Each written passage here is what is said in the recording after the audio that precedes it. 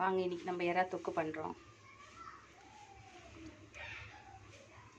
கடலை எண்ணெய் போட்டு ஊற்றிருக்கோம், சோம்பு போட்டு தாளிக்கிறோம். இதுக்கு இடித்து வச்ச பூண்டு, சின்ன வெங்காயம், பெரிய வெங்காயம், கருவேப்பிலை இதெல்லாம் போட்டு தாளிக்கிறோம். பாருங்கள், பூண்டு, சின்ன வெங்காயம், பெரிய வெங்காயம், இந்த 2 மிளகா போடுறோம். பச்சை மிளகா போட்டோம். இது கொஞ்சம் வதங்கினதும் தக்காளி போட்டு வதக்க வேண்டியதுதான். எறாக்கு தேவையான உப்பு போட்டுட்டோம். வெங்காயம் சீக்கிரம் வதங்கப்போ தான் வதங்கிடுச்சு. இப்போ தக்காளி போட்டுக்கலாம். அதில் இஞ்சி பூண்டு பேஸ்ட் போட்டுக்கலாம்.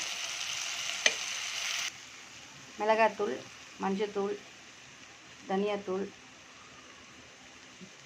கறி மசாலா, மிளகுத்தூள் இதெல்லாம் போட்டுக்கிறோம்.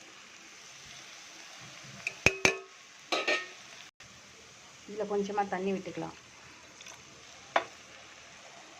இதுலேயே கொஞ்சம் தண்ணி வரும். எறா போட்டோம்னா இதில் கொஞ்சம் தண்ணி வரும். அதனால் கொஞ்சமாக தான் ஊற்றிருக்கேன் தண்ணி. நல்லா வதங்கிடுச்சு. இந்த ஸ்டேஜில் நம்ம எறாவை போட்டுக்கலாம். அதில் எறா போட்டிருக்கோம் பாருங்கள், போட்டேன் பாருங்கள். எறா போட்டாச்சு. கொத்தமல்லி போட்டு இறக்க வேண்டியது தான். இது ரொம்ப நேரம் வேக வைக்கக்கூடாது, வெந்துடுச்சுன்னா ரப்பர் மாதிரி ஆகிடும். எறா தொக்கு ரெடி. கொத்தமல்லி போட்டு ஆஃப் பண்ண வேண்டியது தான். கொத்தமல்லி போட்டாச்சு, ஆஃப் பண்ணிவிட்டு சாப்பிட வேண்டியது தான். ஓகே, பாய்.